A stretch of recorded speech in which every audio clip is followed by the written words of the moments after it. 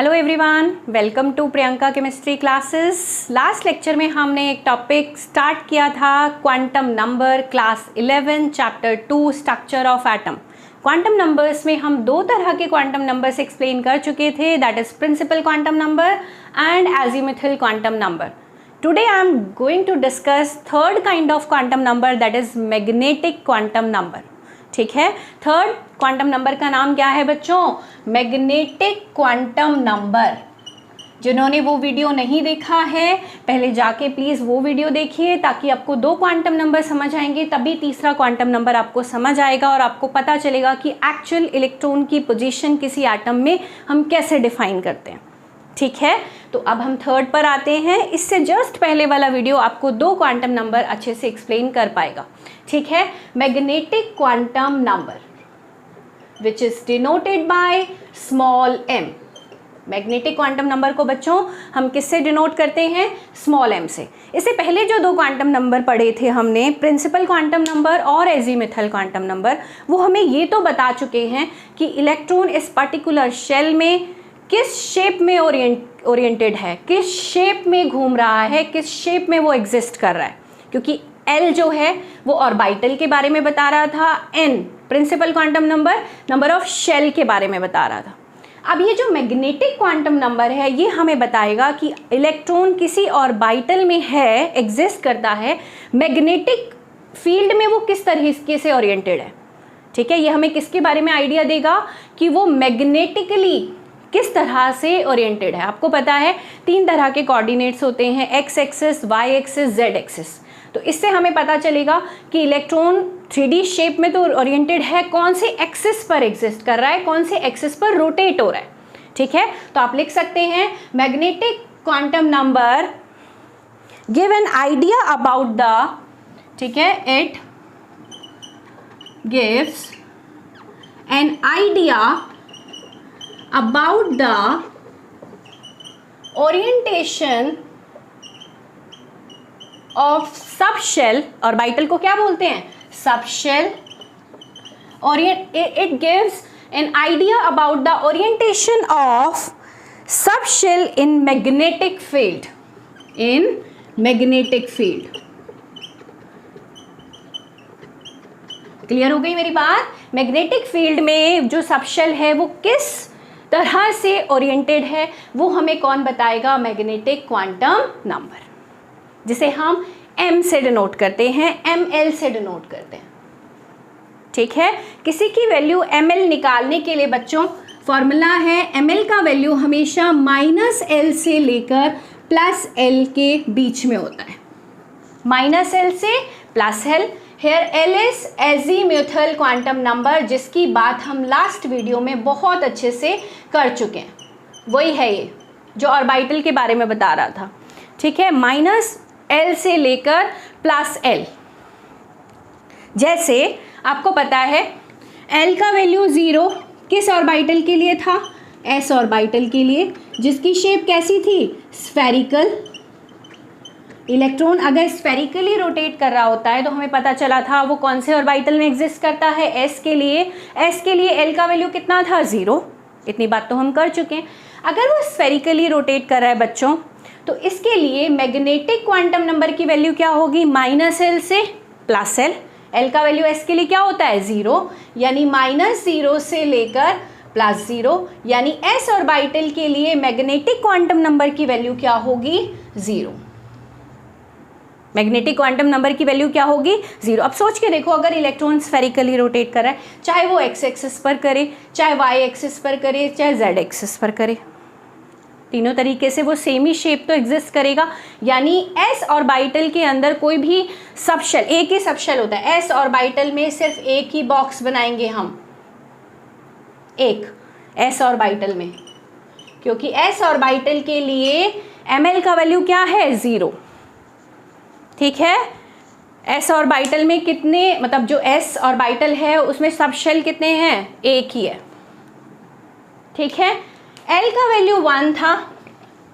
1 का मतलब शेप का नाम डम्बल शेप है ना। अगर इलेक्ट्रॉन डम्बल शेप में रोटेट कर रहा है तो उस ऑर्बिटल का नाम क्या था?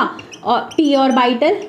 और आपको पता है p ऑर्बिटल के लिए L का वैल्यू 1, तो ml का वैल्यू क्या होगा, -1 से लेकर +1, यानी ml का पॉसिबल वैल्यू क्या होगा, -1, 0 एंड +1। इलेक्ट्रॉन p ऑर्बिटल में रहकर, डंबल शेप में रहकर वो x एक्सिस पर भी रोटेट कर सकता है, y एक्सिस पर भी और z एक्सिस पर भी। यानी इसमें एक शेप आएगी px, एक होगी py और एक होगी pz। 3 तरह से इलेक्ट्रॉन क्या करता है, रोटेट। यानी जो p ऑर्बिटल होता है उसमें कितने सब शेल होते हैं बच्चों, 3, px, py, pz, -1, 0, +1। एक ऑर्बिटल के लिए, एक सब शेल के लिए वैल्यू -1, एक के लिए 0 और एक के लिए +1।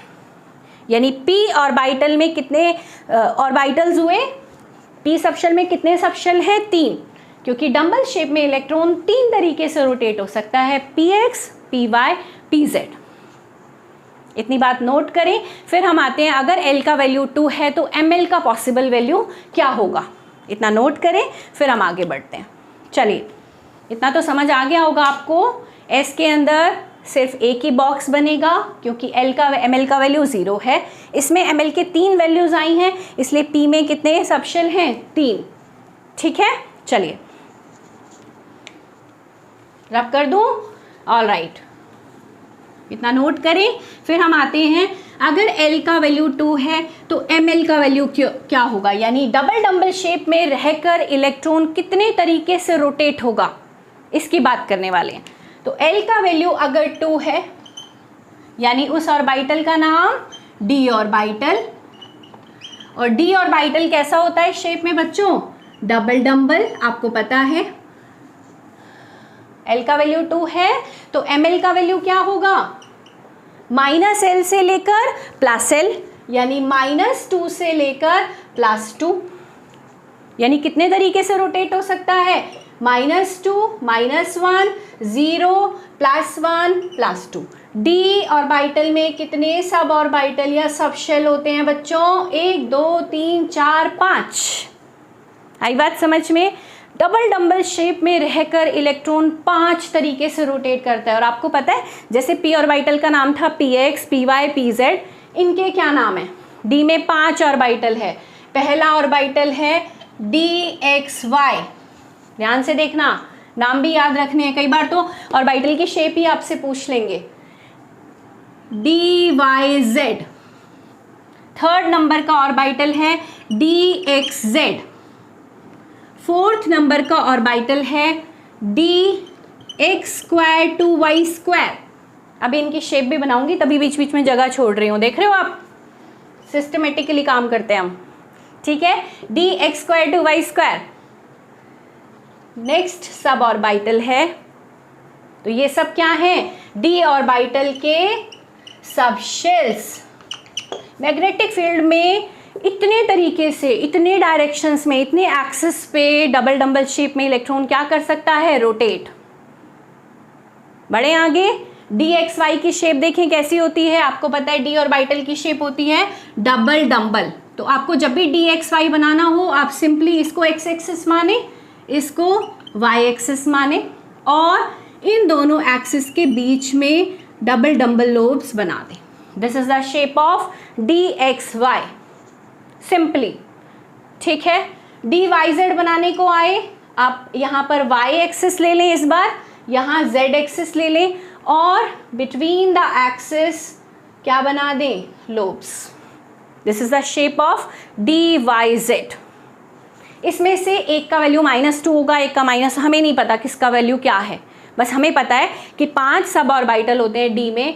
इलेक्ट्रॉन 5 तरीके से मैग्नेटिक फील्ड में क्या कर सकता है, रोटेट। और d का शेप कैसा होता है, डबल डंबल। हो सकता है वो x एक्सिस और z एक्सिस के बीच में रोटेट कर रहा हो, तो उस ऑर्बिटल का नाम dxz। क्लियर हुई कहानी। अब ध्यान से देखना, बोथ आर वेरी इंपॉर्टेंट। इनका शेप आपको एग्जाम में 1 नंबर को बनाने को आता है, 1 नंबर में। ठीक है, जब भी आपको dx² 2y² बनाना हो, आप यहाँ लें x एक्सिस, यहाँ लें y एक्सिस। अब की बार इलेक्ट्रॉन x और y एक्सिस के ऊपर ही रोटेट कर रहे हैं, यानी you have to draw the lobes on the along the axis of x and y। इसमें और इसमें फर्क देख रहे हैं, एक्स वाई तो ये भी है, ये x square to y square कैसे बनाना है, along the axis. These lobes are present between the axis और ये अलोंग द एक्सिस, ये फर्क है।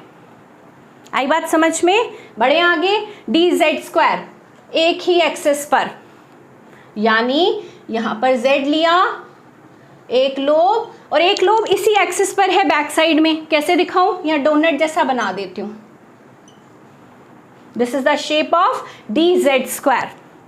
एक ही एक्सिस पर दोनों लोब्स दिखाने थे डबल डम्बल, तो मैंने ऐसे बनाया। प्लीज इन शेप्स को याद रखना, कभी कभी एक नंबर में कोई शेप ड्रॉ करने के लिए आ जाती है।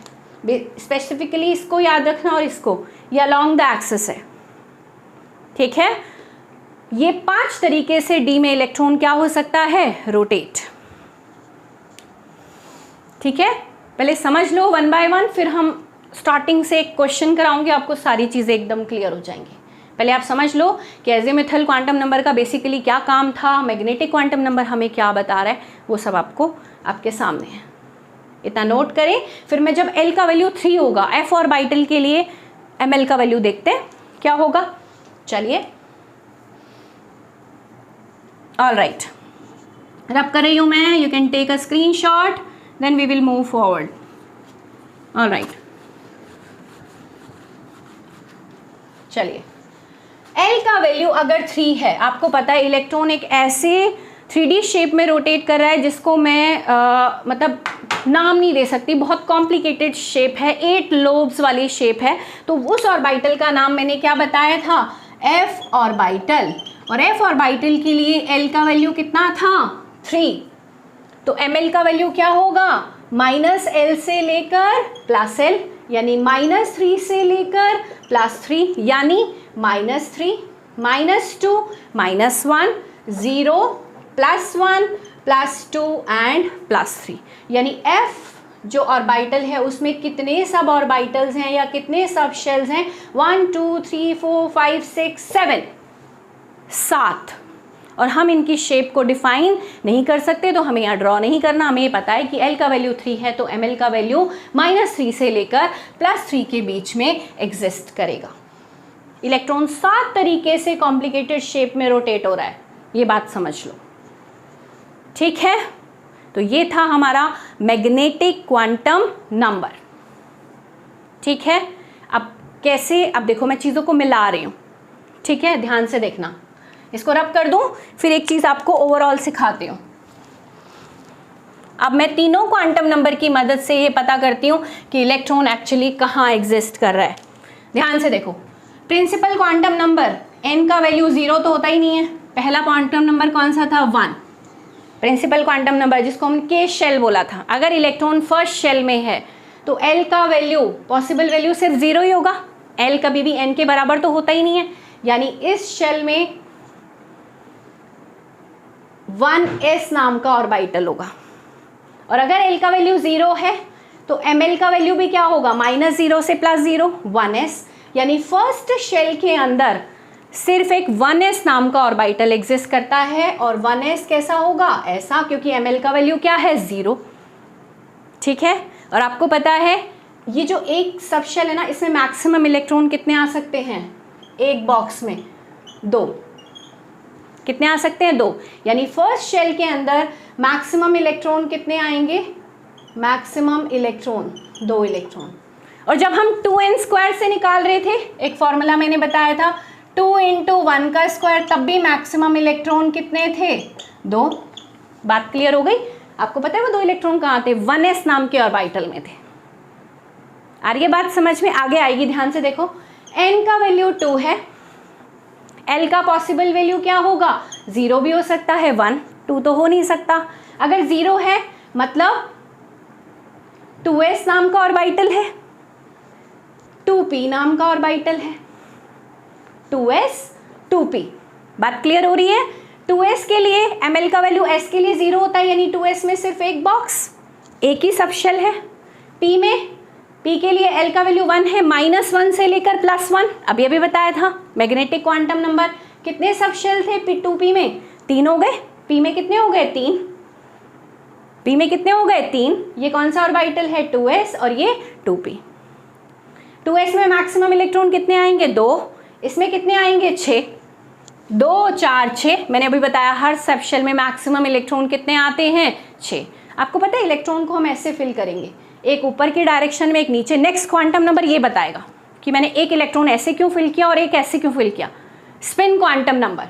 ठीक है, तो इसमें मैक्सिमम इलेक्ट्रॉन कितने हैं बच्चों 2 + 6, 2s और 2p, तो मैक्सिमम इलेक्ट्रॉन 8 इलेक्ट्रॉन।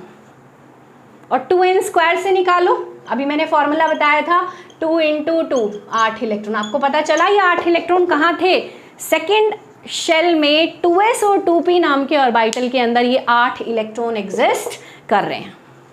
तीनों क्वांटम नंबर्स को मिला रही हूं मैं। n का वैल्यू 3, l का वैल्यू 0 भी होगा, 1 भी होगा, 2 भी होगा। 0 है तो मतलब 3s नाम का ऑर्बिटल है, 3p नाम का ऑर्बिटल है और 3d। s के लिए ml का वैल्यू 0 मतलब एक बॉक्स, t के लिए ml के वैल्यू 3 थे, -1 से लेकर +1, 3 सब शेल थे। d में -2 से लेकर +2, देखो जस्ट पहले पढ़ाया इसके, यानी इसमें कितने 1 2 3 4 5। मैक्सिमम इलेक्ट्रॉन कितने होंगे, इसमें 2 आएंगे, इसमें 6 आएंगे और इसमें 5 दूनी 10 इलेक्ट्रॉन, 10 और 6 16 और 2 18। थर्ड शेल के अंदर मैक्सिमम इलेक्ट्रॉन कितने आते हैं 18। और स्टार्टिंग में 2n² से बताया था, 2 × में 3 का स्क्वायर दैट इज 18 इलेक्ट्रॉन। यानी थर्ड शेल में इलेक्ट्रॉन 3s 3p 3d में एग्जिस्ट करते हैं और 3s में 2 इलेक्ट्रॉन, 3p में 6 इलेक्ट्रॉन और 3d में 10 इलेक्ट्रॉन। हर सब शेल में 2 इलेक्ट्रॉन आते हैं। ऐसे ही आप बता सकते हो n का वैल्यू 4 है, l का पॉसिबल वैल्यू 0 1 2 3 यानी 4s 4p 4d 4f। s में एक सब शेल, p में 3, d में 5 और f में 7 सब शेल होते हैं। कितने सब शेल होंगे 7।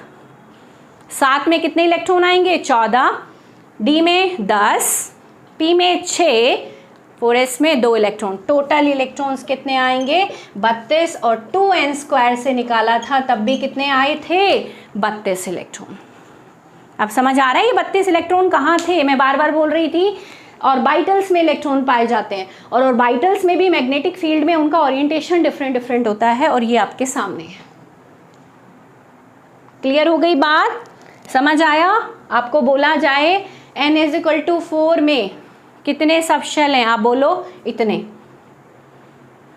2 एक सब शेल इसका, p में 3 5 7 16 सब शेल्स हैं, ऑर्बिटल्स हैं। सब जो ऑर्बिटल्स हैं और उसमें मैक्सिमम इलेक्ट्रॉन कितने आते हैं 32 इलेक्ट्रॉन।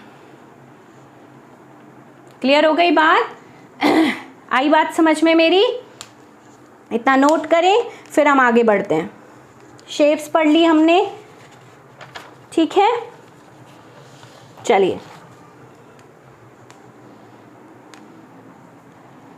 ठीक है, ठीक है, मेरी कहानी समझ आ रही है। आई होप आपको ये चीज़ें क्लियर हो गई हैं। 3 तरह के क्वांटम नंबर हम पढ़ चुके हैं। लास्ट क्वांटम नंबर की बात करती हूँ, स्पिन क्वांटम नंबर, कि वो क्वांटम नंबर हमें इलेक्ट्रॉन के स्पिन के बारे में बताएगा। जैसे मैंने स्पिन शो किया है ना, एक क्लॉकवाइज एक एंटी क्लॉकवाइज, ठीक है, उसकी बात करते हैं। चलिए इतना नोट करें, मैं इसे रब कर रही हूँ, ठीक है। इस पे क्वेश्चन कैसा आता है बच्चों, आपको ऐसे बोलेंगे, आपको बहुत सारे ना क्वांटम नंबर के सेट्स दे देंगे। चलो वो लास्ट में कराऊंगी, पहले हम लास्ट क्वांटम नंबर एक बार डिस्कस कर लें, उसके बाद मैं वो करा दूंगी, ठीक है। चलो 4th क्वांटम नंबर का नाम है स्पिन क्वांटम नंबर।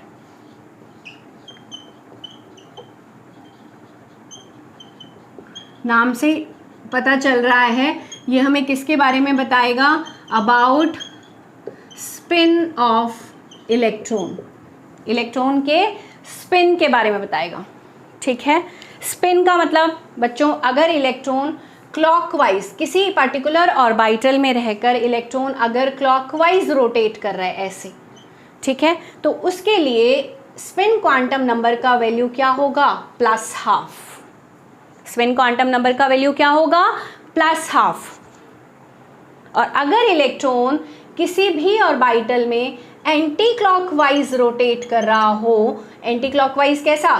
घड़ी का उल्टा, anti clockwise, spin quantum number की वैल्यू s, आप इसको ms लिख सकते हैं, ज़्यादा अच्छा है ms, ठीक है, ms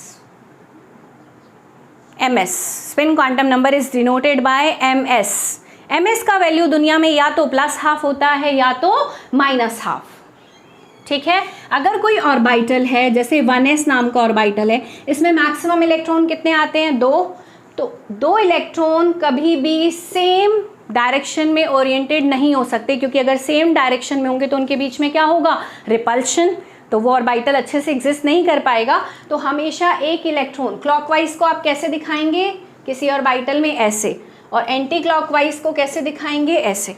आपकी बुक में पूरा एरो भी दिखा रखा है ऐसे क्लॉकवाइज में, और इसको कैसे दिखा रखा है?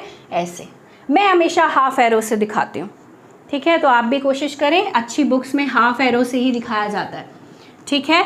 1s है, मैक्सिमम इलेक्ट्रॉन कितने आएंगे? 2 इलेक्ट्रॉन, तो एक क्लॉकवाइज और एक एंटी क्लॉकवाइज। ये मैं आपको ना आगे लॉज पढ़ाने वाली हूँ, मतलब ऑफ बाउ प्रिंसिपल, पॉली एक्सक्लूजन प्रिंसिपल, तो उनमें से एक साइंटिस्ट ने बताया कि एक ऑर्बिटल में पाए जाने वाले दोनों जो इलेक्ट्रॉन्स हैं उनका ओरिएंटेशन सेम नहीं हो सकता, उनके लिए स्पिन क्वांटम वैल्यू जो होती है, नंबर की वैल्यू हमेशा डिफरेंट होती है। तो वो बात करेंगे हम जब हम आपको प्रिंसिपल पढ़ाएंगे, स्पिन क्वांटम नंबर वगैरह, ठीक है। तो अभी आप समझें, अगर इलेक्ट्रॉन क्लॉकवाइज रोटेट कर रहा है तो ms का value plus half, minus half, ठीक है, 2 वैल्यूज़ होती हैं। अब मैं कुछ क्वेश्चन आपको बताती हूँ, क्वेश्चन कैसा आएगा ध्यान से देखना। चलिए,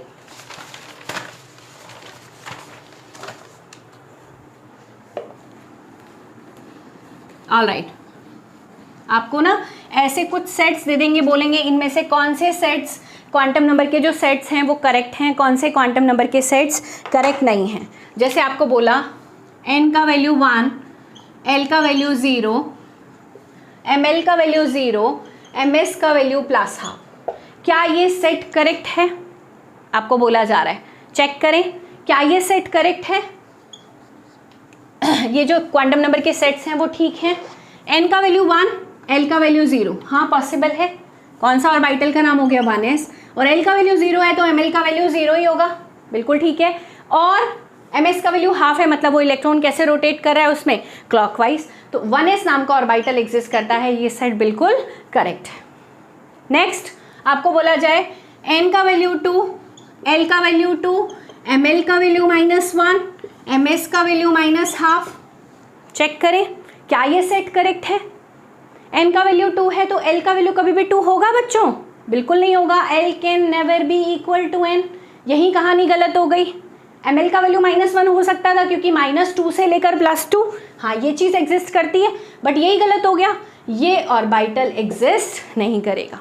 यानी इस ऑर्बिटल का नाम क्या है देखा जाए तो 2d, l का वैल्यू 2 किसके लिए होता है? d, 2d नाम की चीज़ दुनिया में नहीं होती, ये सेट गलत है।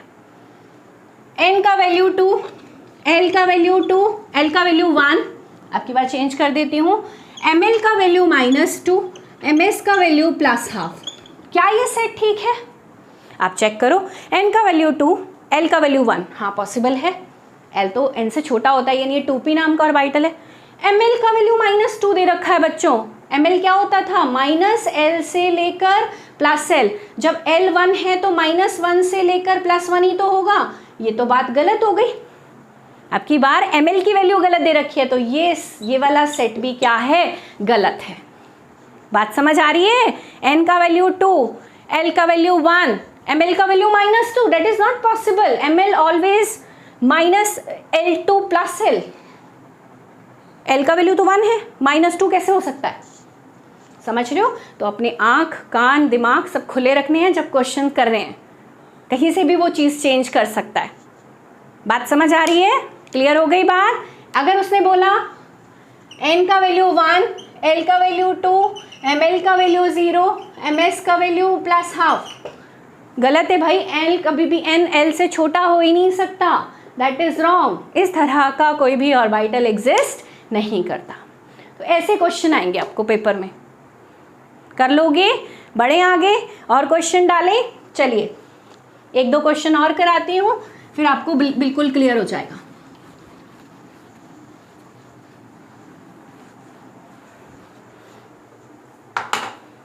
चलो क्वेश्चन लिखो, लास्ट है how many electrons in an atom